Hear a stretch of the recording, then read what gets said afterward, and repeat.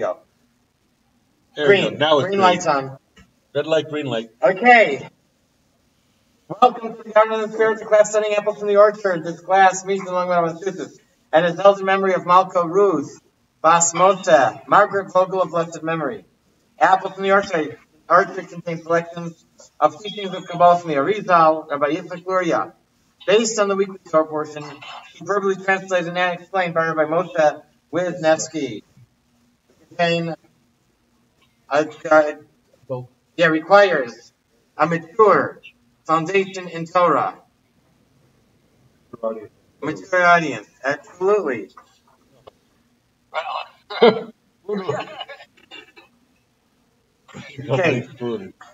So we were talking about Nazir. Talking about a Nazir, someone who makes a commitment to not to cut his hair and not to drink wine. He's going to be a Nazir. He's going to be like a hermit for Hashem. Okay, so therefore we're talking about hair. We said that this hair is, I don't remember, but we said that it's chesed, right? It needs to overcome any gvura. That's why you don't cut it.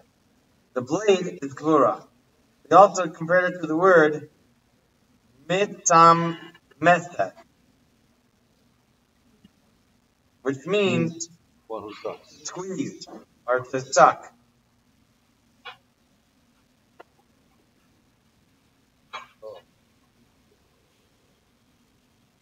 Okay, why don't we start from the top of 713? Ready, Alan? Okay. Now the word for he will be, in Atbash is the word he sucks. It's meant. Is spelled Yud Hey.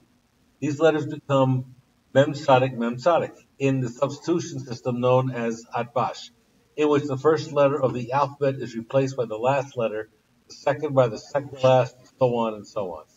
The system takes its name from the first two replacement pairs, Aleph Tav and Bet Shin. Therefore, Atbash. Yeah, Aleph switches with Tav, Bay switches with Shin, and so on, so it's called Atbash. The letters Mem Sadik spell the word Mithmetz, which means he sucks or one who sucks.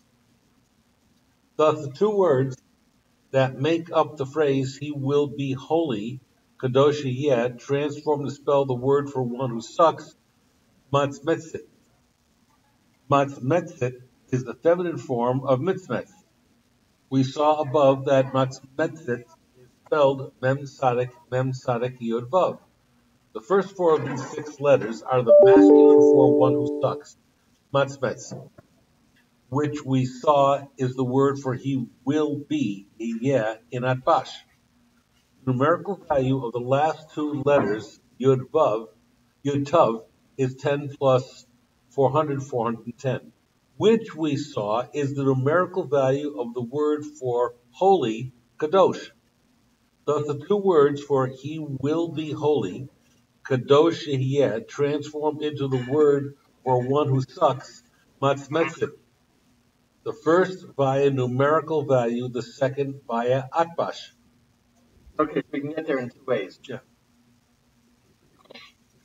It is in this way that the numerical value of the phrase he will be holy is the same as that of the word for razor. Ta'ar.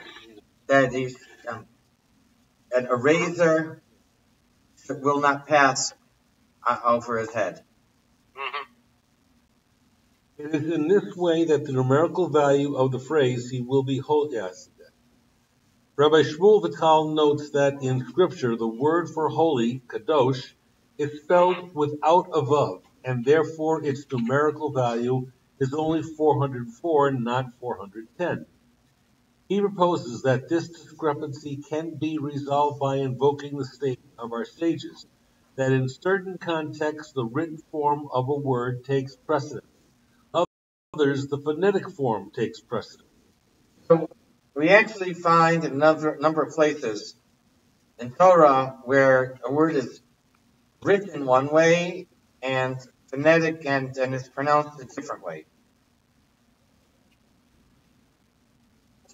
I mentioned what I told the other night, the word lo, lamed vav, and lamed aleph. They're both pronounced the same, but there are a number of places in Torah, Tanakh, where it writes lo, lamed aleph, to mean it isn't, but we read it, again, pronunciation is the same, but we read it and understand it as if it says lo, lamed vav, that there is, which is the opposite. So, and other places where the words are not pronounced the same.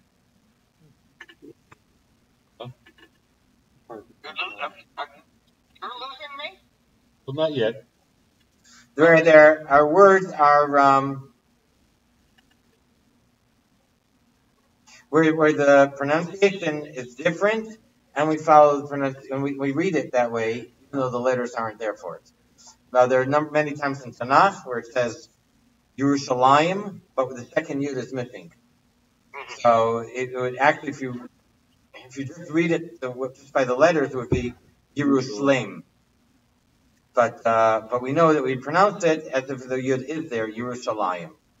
So here too, even though the pronunciation is the same, kadosh and kadosh, and the meaning is the same, but it's one's with the vav, one's without the vav.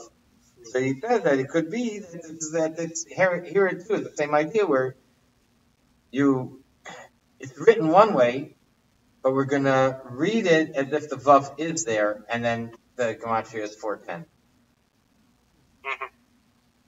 So what is it? Kadosh and the yud taf at the end of mitzmatzit. Mitzmatzit. Mitzmatzit. Okay. All this indicates that what on the lower levels their anpin is manifest as one who sucks, having a numerical value of the word for racer, is manifest on the higher level arachanpin, as he will be holy, meaning that it must not be cut. Therefore, he will grow the hair of his head uncut. That's why the Nazir does not cut the hair of his head. Nonetheless, all this applies only in a general way to the hair of the head of Arachanpin with regard to the side locks of his head. However, their significance has been explained in our discussion of the commandment not to cut the corners of the head hair and the beard. We had it last night. This is explained also in our discussion of the 13 attributes. Okay.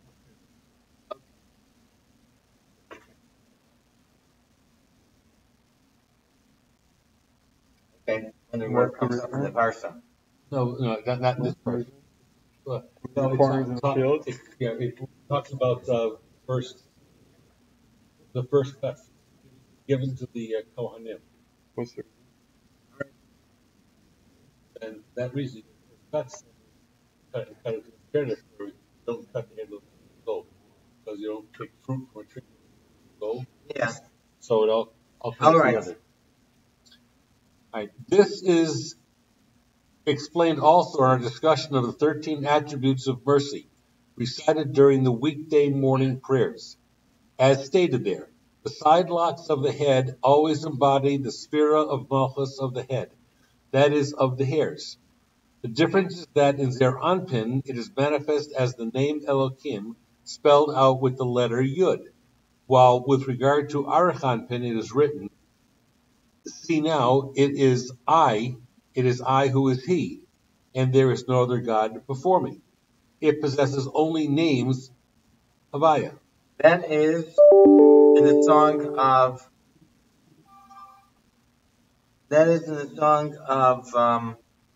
Ha'azinu. See now, the red light's on.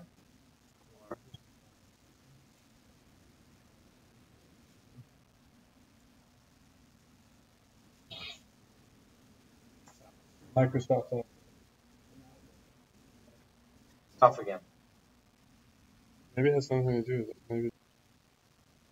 The phrase, "and there is no other God with me," literally reads, "and there is no Elohim with me."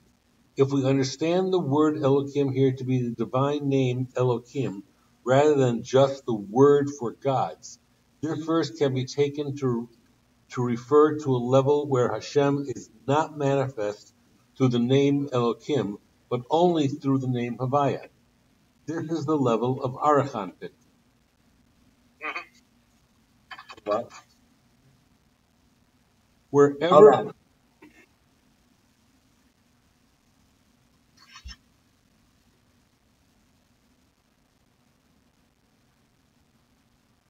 Okay.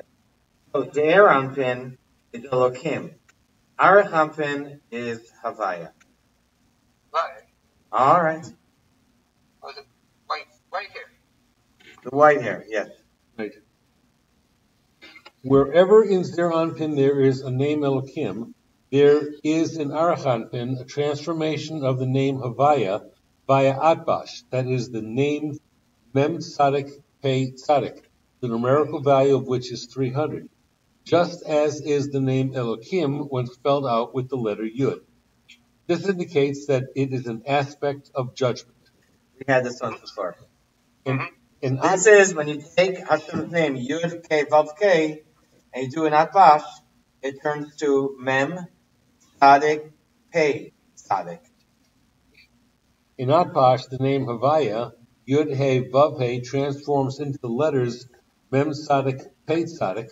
The numerical value of these letters is 40 plus 90 plus 80 plus 90, which is 300. And 300, This is we're going to show in a moment. This is also the numerical value of the name Elohim spelled out with the letter Yud. But spelling out with the letter Yud means that the Hey of Elohim is spelled Hey Yud.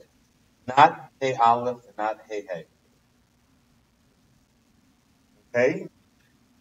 Therefore, this is a transformation of the name Havaya, which Hold on. Let's go through the chart. chart. Elohim is Aleph Lamed Hey Yud Mem.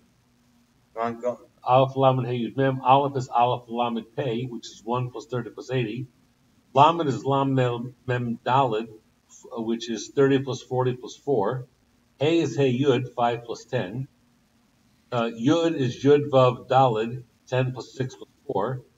Mem is Mem Mem, 40 plus 40, the total of which is 300. Okay. Furthermore, this is a transformation of the name Havaya, which signifies mercy, and the opposite of mercy is obviously judgment, which is signified by the name Elohim. Thus, the numerical value of the word for sidelock, Peah, is the same as that of the name Elohim. Elohim is Aleph Lamed Hey Yud Mem, 1 plus 30 plus 5 plus 10 plus 4, 86. Peah is Pei Aleph Hey, 80 plus 1 plus 5, 86. Okay. That finishes the chapter. That finishes. Okay, so the bottom line. Now, do you want to cut your hair? And what? That is off.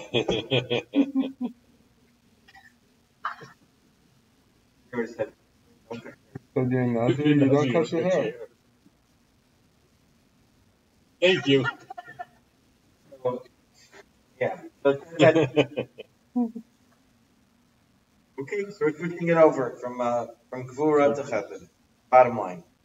Yeah, bottom line is all from Yeah. through Chachma. Why did My head's much today. Yes, yeah.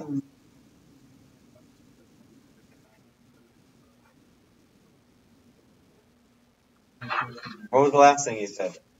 Okay. So, What was the last line? Peah. The numerical value of Peah is the same as Elohim. Elohim.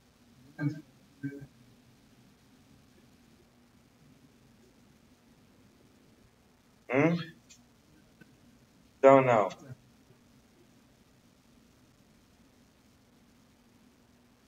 Don't know.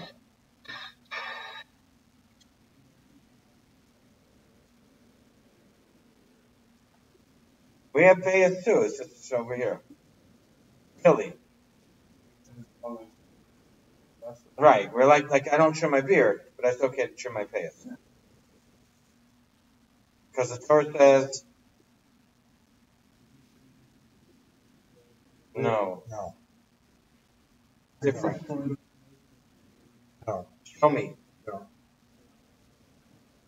Show me. Same pasuk. It's the same pasuk.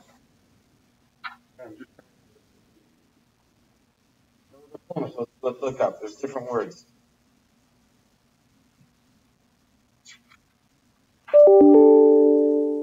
That just got on. It was off. What does it say? But it was Setting off, up it was off electricity? before. Yeah, what? I looked at it. It was off.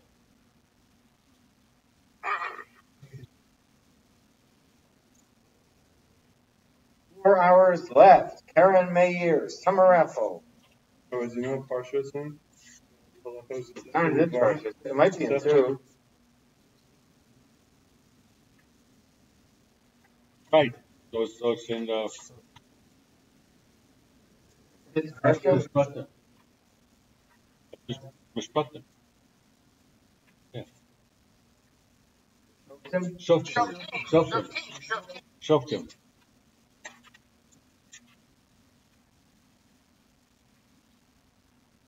Judges. This is Moshe repeating, correct? Yeah.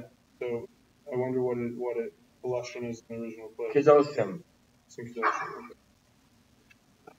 We're looking it up in Kedoshim.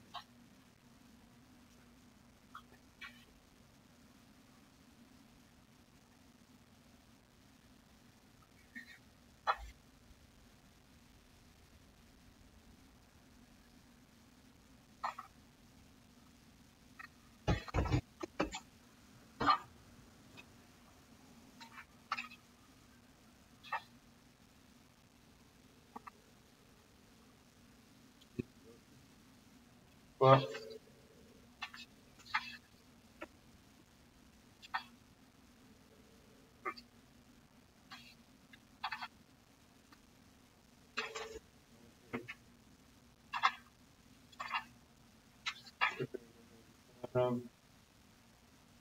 לא סקיבו פאס ראשכם ולא סשחית פאס כנך. See?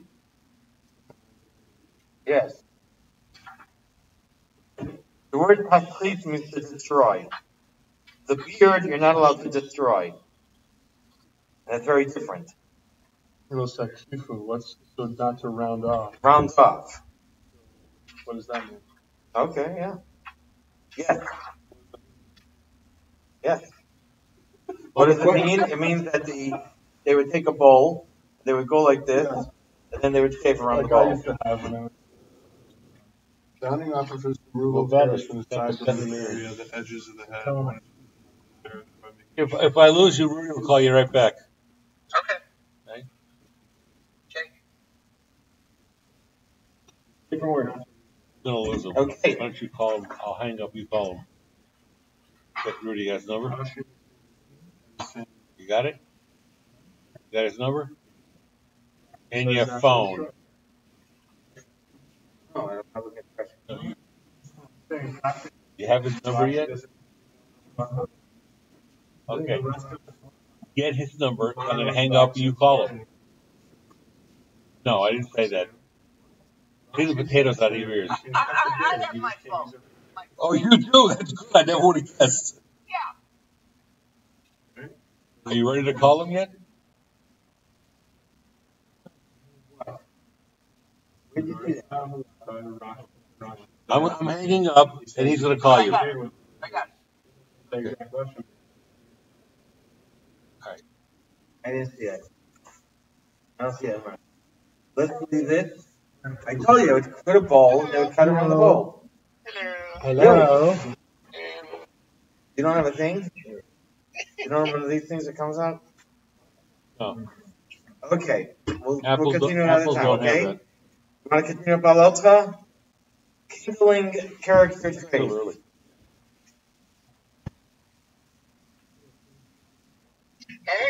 All right. Okay, let's go ahead. Yoel, are you ready? Yes. We're at 7:17. Baalotcha. All right. So kindling character traits. Speak to Aharon and say to him, when you kindle the lamps, 7 lamps are to shine toward the front of the candelabrum. And Aaron did this. He kindled the lamps toward the front of the candelabrum. The lamps of the candelabrum, the 7-branched menorah of the holy temple, were all in a straight line. The front of the menorah is thus interpreted to mean the lamp situated on top of its middle shaft. The word used for kindle literally means cause to ascend. The Arizal will explain why 2 separate terms are used for the burning of the lamps, kindling and shining. Notice well that in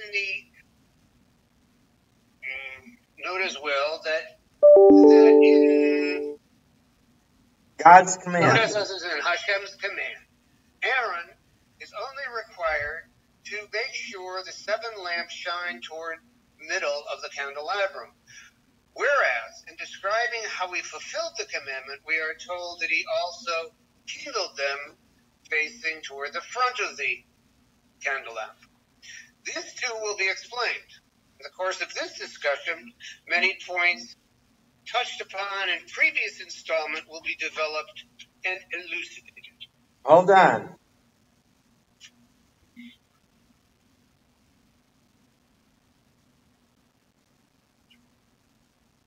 Hello? Yeah. Yes. No, Okay. hold on. Don't start doing anything. Okay, so we have 2 Hebrew words. One is ya'iru, and he translates that here as shine, light up, illuminate, and then leha'alot, to kindle.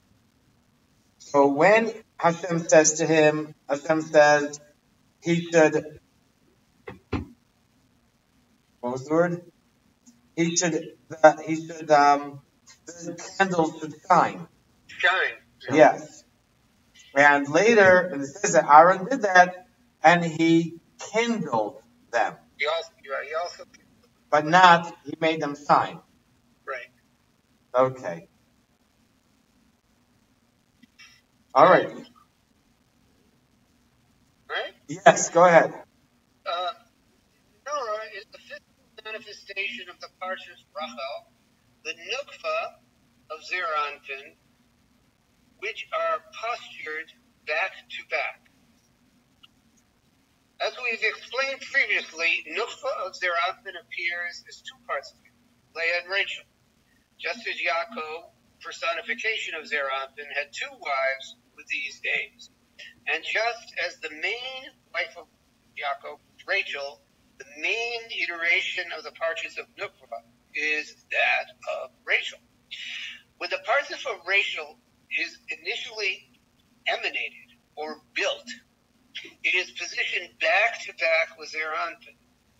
This corresponds to the Midrashic account of the creation of Adam and Eve, in which they were created as sort of Siamese twins, joined back to back.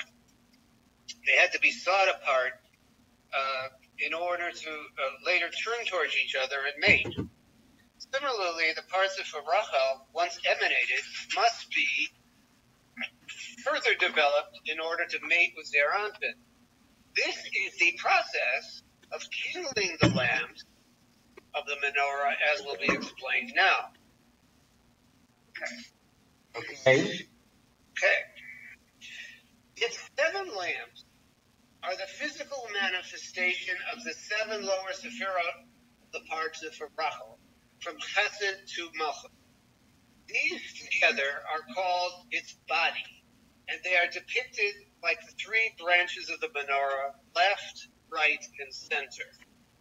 The menorah, of course, has 7 branches.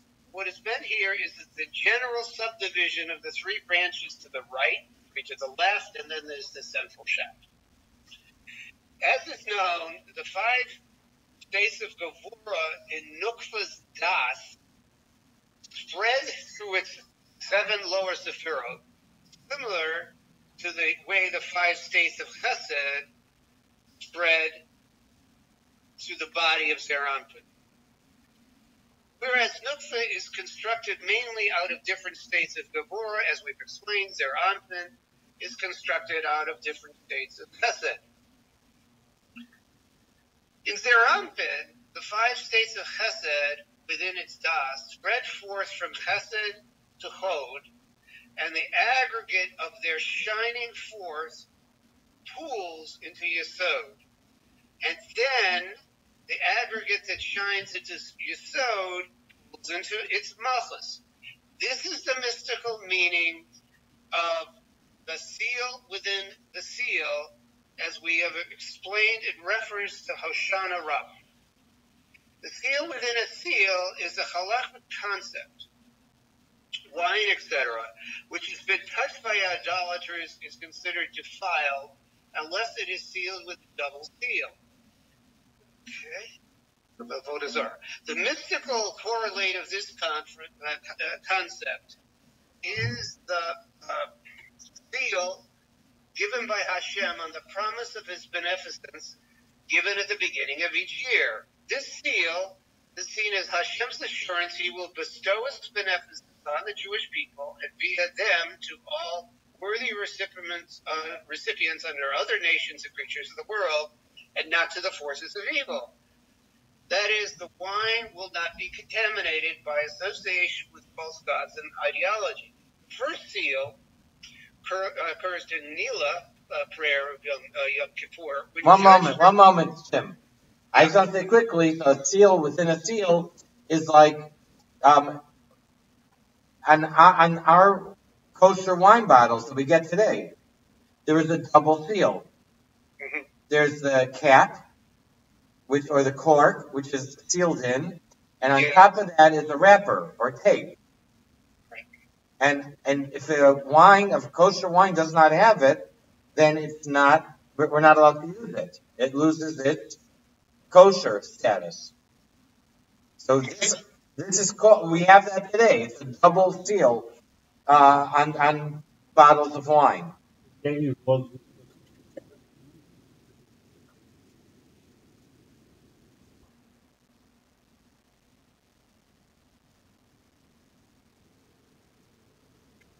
We can't drink it. But what about, like, just a screw top? It only has one? As far as I know, it only has one, right? Like, all A my screw top, it doesn't have a cork. A cork.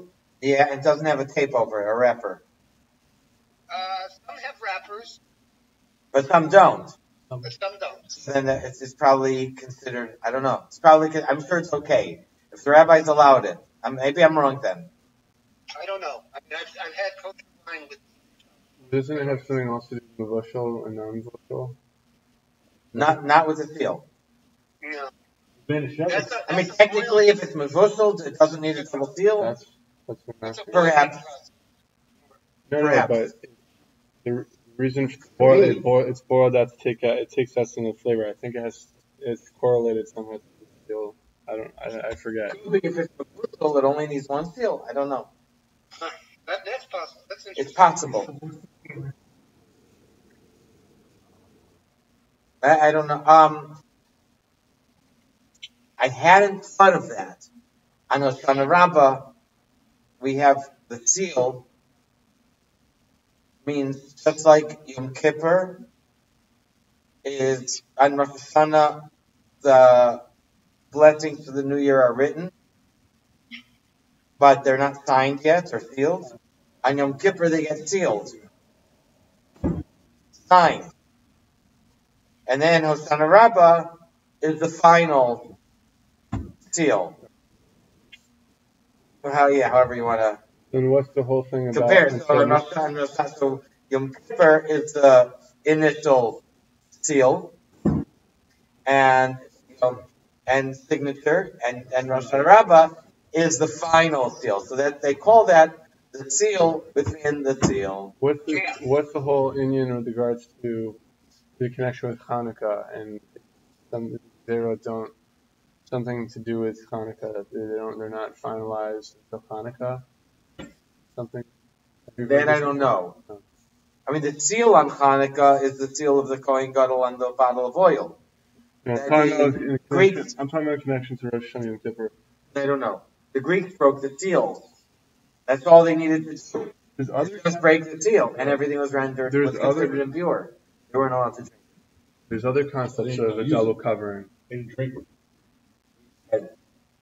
You can't drink it. That was the oil you talked about. I know. That was the wine. I know. Wine. Exactly. There's other concepts of a double covering. Double cup. We were talking about double seals. Okay. With what? There's you're davening and it's covered with 2 bags, and it's okay. If you have tefillin, it's covered in 2 bags. And one is not? You can take it into the I bathroom. think one is fine. With smuts, with dirt. With regards to tefillin, it can't. Tefillin needs 2 coverings. Kosher oven. It might be a little different. Here it's out of, the face of it is different. 2 head coverings. In the face of it is different. There might be some correlation, but here it is like to be absolutely certain that that the stuff that's inside is protected. Okay, so if it's not mevushal, for example, if the wine is not mevushal, and someone who's not Jewish handles the wine, the double seal protects it. Okay? Okay, let's go ahead. The first seal occurs during the Nila closing prayer of Yom Kippur, when judgment, which began on Rosh Hashanah, is signed and sealed. But this judgment is subject to further certification by the holiday of Sukkot, which is also a time of judgment, albeit in a more positive vein. Thus, on each day of this holiday, special prayers are recited called Hashanot, prayers for salvation. The last day of Sukkot is the final closing day of the second judgment period and is called Hoshana Rabbah, the Great Hosanna, after the extra long Hosanna recited. In the terminology of Kabbalah, divine effulgence, which flows through the midyot, becomes solidified, interesting, and ready to be transmitted to the world when it reaches the Sephirah of Yesod, the Sephirah drive for transmission. But it is only fully assured of uncontaminated transmission when it reaches the Sephirah of Malchus, that of full expression. Effulgent? Effulgent. Full. Not effulgent. EFFULG. It's effulgent. Effulgent. Is that like a more pleasant counterpart to effluvium? I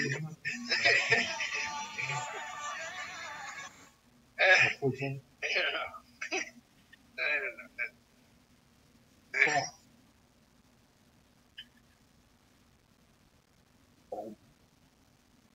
Effulgent. Doesn't it feel like Jim's here in person? Here? Yeah. No, but it feels like you're here in person. Effulgence is brightness taken to extreme. I just have this feeling that you're sitting there. I'm here. I know, but you're brightness like, taken to you're on the extreme. phone. I mean, like it feels like you're really here. Extreme. I am here. We're learning. Here. Yeah, I get that. I get that. That I accept. That I accept.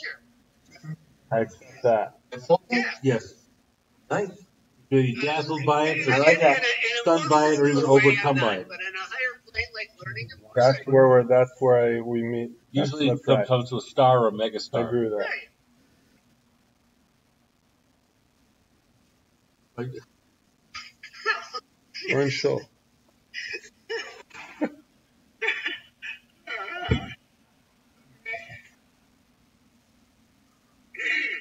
All right. Joel, right better. Do it though.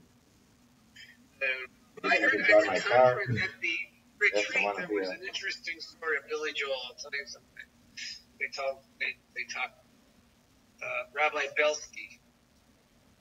And anyway, that's Rabbi Belsky? Yeah. Brisky. There you go. Was that when he got an Aliyah and Shul and his daughter was there and? No, he came out. He came out for a conference, and he was wearing Magen David yellow star. I mean, a concert, and he didn't say a word, but he wanted to make a statement. Oh. And that was his piece. Anyway, I was in a class with him on what's your mission. Billy Joel. Well, he used Billy Joel. He used all kinds of people. Rabbi Brisky. Yeah. I thought you were in a class with Billy Joel. All right. Rabbi Brisky, who was talking about people living the truth of their mission. He very powerful. From Agura. Yeah. Can we get a glass of water? My roommate. Yeah. He was my roommate in Yeshiva. Oh wow. He's very powerful. He told one story which was the most powerful of a secular man from the Knesset who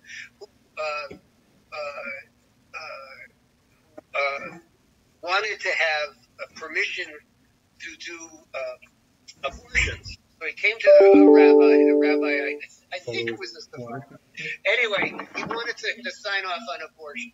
And this particular rabbi told him a story. He said, when I was younger, this poor couple came to me, and they had a daughter, and of course she was supposed to have a daughter and a son. So she was pregnant, and they wanted to abort the child, and I wouldn't sign off on it. And he said, because every soul is given by Hashem with a mission. Everyone has a mission. So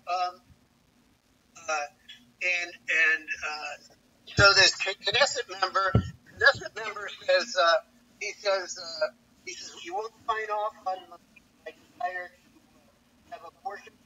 Apparently Israel is having a no. And then the Knesset member says, well, was the child born? Yeah.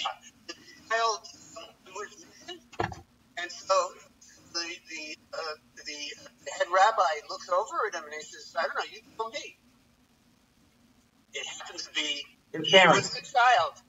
He was the child of the poor two parents, and it was very powerful. I can sing as well, but it was very powerful. Hey, you know what they say today? The response is, who's that? Better I shouldn't have been born. That's what they say now. I just read it a few days ago, last week.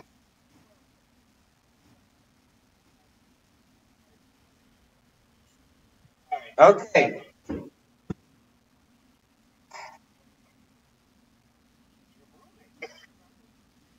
Yeah.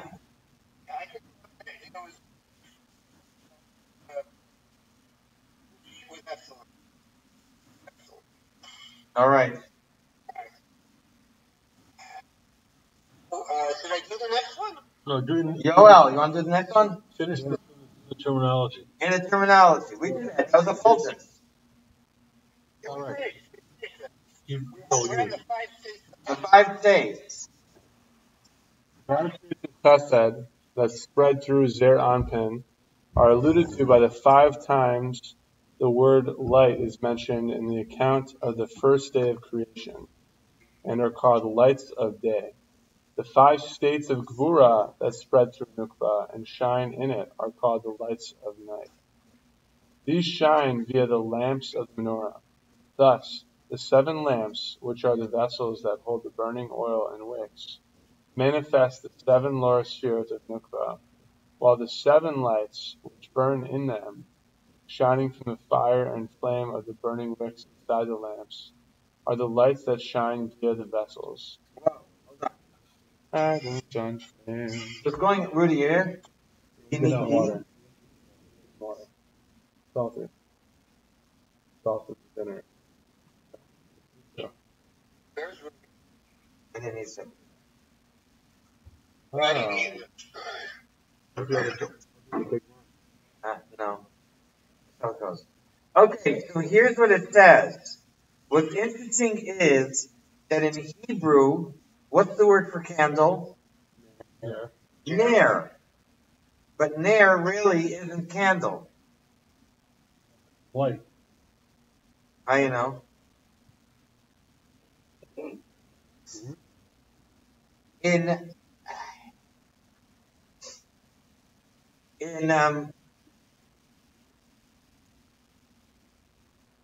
the word ner is related to the word or. Aleph, vav, resh, or, and ner. Because in many words, the nun gets lost. There's a word, there's a name for it, for letters that, like, the nun gets lost. Okay, English. How do you say Talking? Talking. Did you say N? Did you use the N sound in talking? Talking. You didn't say talking. I think you should have said the Now L. say N. You meant the L sound. No, I meant the N sound. But you You're telling you what I mean. Say N. Okay, how do you pronounce the sound N? Your tongue is the top of the, right behind your teeth. Now say talking. Okay. Going. Going. Okay? Pronounce an N sound. How do you pronounce that sound? How do you say N? The back, your tongue hits the back of your teeth. What? Tell me. Tell me. Okay, when you say going, your tongue doesn't make that N sound. Going. N sound gets lost, gets swallowed up. You want another example? Not lost. Okay. How do you pronounce the following word? Grandma. Grandma. Do you pronounce the N? Did you say grandma or you just say grandma? No, grandma. Okay. Not grandma. Huh? That's Gramma. Pronounce the N. If you are not normal people, pronounce the N. If you pronounce the N, you're not normal. Okay, That's not normal. We're all not normal. Say grandma. You lose the N. Bubby. Okay? Rudy, I say Bubby. I don't say grandma. How do you pronounce Sked? X. Okay. I checked. It's yellow, not green. Low battery. No, but this is how you pronounce it. You lose the N. Okay, you want to hear it in Hebrew? Now in Hebrew. What's the word in Hebrew for daughter? What's the word for bat? It's correct, or bat. What's the word for daughters? Banot.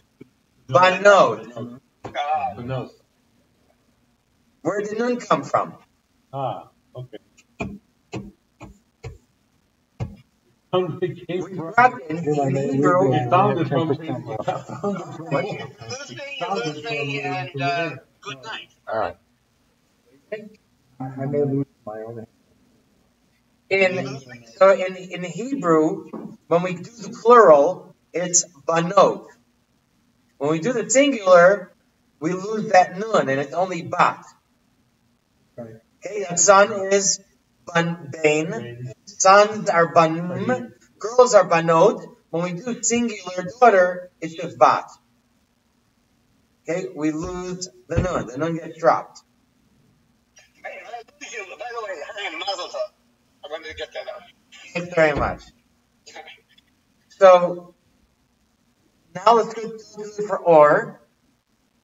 Or, so nun is a nebula. It could be a nebulous sound. When it comes to or, it's light. And then we have, how do you say a lamp? Menorah. How do you say a candle? Ner. How do you say a oven? You notice I dropped the N. I didn't say an oven. I dropped the N. I said a oven. How do you say an oven? Is tanur. Get it? Like ner, tanur. Okay. Who is the Queen of Jordan? Come on, where's our Middle East expert here? I'm going to blow your cover. Queen Nur. Queen Nur, which means light. Okay, but in Hebrew, we often, like we drop the N and it's just or. But or and ner are really very, very close. Okay? So the word for ner, candle, we say candle. But in Hebrew, they say the word ner, like Yivat HaNeirot, the seven, it's not talking about the flame in the candle. It's talking about the cup that holds the fuel. Okay? And what material is ner made from? What material is a candle made from? Wax. What is the ner that we light on Hanukkah? What's the ner that we lit here in the menorah? Oil. Okay? So what's ner? Is it wax? Is it oil? Is it the lamp? The cup that holds the oil? Yes. The answer is yes. So in English, we say the word candle, and we think about, something you can hold in your hand. To the shamus or to check for chametz. But in Hebrew, when it says ner, it's either referring to the cup that holds the fuel, or it's talking about the oil with the wick inside that's lit. So here are some of the limits of languages and the limit of translation when you jump or try to translate from one language to another. Some of the inefficiencies of language and the non-congruence of language. So this is ner. There were 7 lamps. We translate in English, just we say lamps, 7 lamps or lights on the. Thank you. Of the menorah.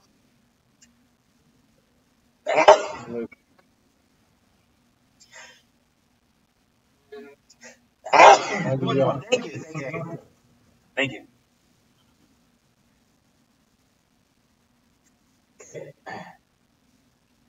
Like in the tape.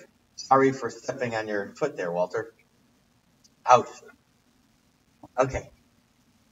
You know the tape? Okay. So they were all the same height. It's not a Hanukkah menorah. They were all the 7 were the same height. The center one is the main body of the menorah, and it is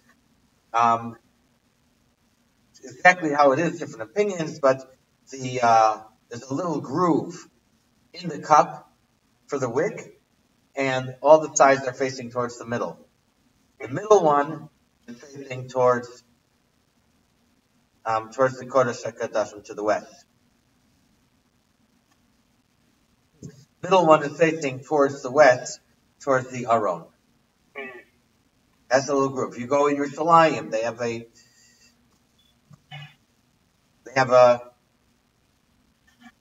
what do you call it? Like a museum demonstration of the items of the Beit HaMikdash, so that you can see this over there. But you're not allowed to take pictures there. Yeah? Okay. Machon HaMikdash. All right. That's maybe what it's going to say. Yoel, every tefillah, center of 719. Every sphere is composed of a light and a vessel. In most contexts, the light is simply the divine energy or creative force, which is a uniform, simple entity that does not change from one sphere to another. What gives the sphere its unique identity is its vessel, which is the context in which the light shines. The standard analogy for this is clear water that is poured into different colored glasses. Although water is colorless, it will appear to assume the color of the glass it is poured into. Similarly, Hashem is a simple unified essence, but he acts through the various attributes of the Sefirot, which may be diametrically opposed to one another, Chesed and Gvura. The dichotomy of light and vessel allows the one Hashem to assume a multitude of attributes without compromising his unity.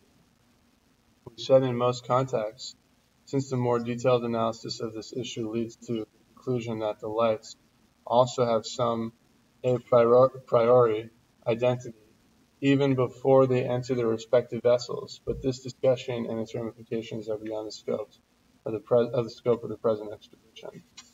As we have explained elsewhere, the states of Chesed that spread through their Hold on. Guys, it's 8:45. Should we pause over here? Yeah. This is a quick thing. There's no any class next week, not Monday or Tuesday. No. Rabbi Wolf's going to the wedding. He's got a wedding to go to. Yeah, they have a small wedding to go to for some silly reason. All right, then. So no class next week. His wedding. Jim, we'll see you soon. See you soon. See you soon. Bye. Okay, bye-bye. Thank you. Very upsetting. No. That didn't work. Live stream. Have that bag next week. You didn't touch it. Oh, look what I found. Yes. It reminds me of Monopoly. Where's your red button, Jim? Take him home.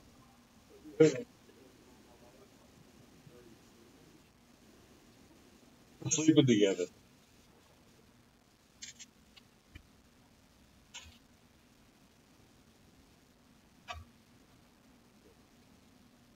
Okay. Only I didn't touch the ones I put in my pocket. Just the ones I didn't put in my pocket. Chaim.